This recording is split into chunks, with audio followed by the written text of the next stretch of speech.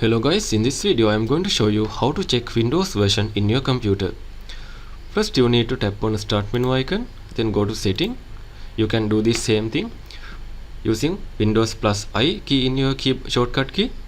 Then after, make sure you are in the system section and scroll down all the way down, tap on about. In here you can see, little bit scroll down, you can see in your Windows version, in my case Windows 11 Pro, and version is 21H2, installed on this date, and OS build this one. And there is another method to check your Windows version. Go to search bar, search for run, and tap on this app icon. Then after you need to type win ver as like this, just tap on OK. In here also you can find this is version 21H2 and this is Windows 11 Pro kind of things.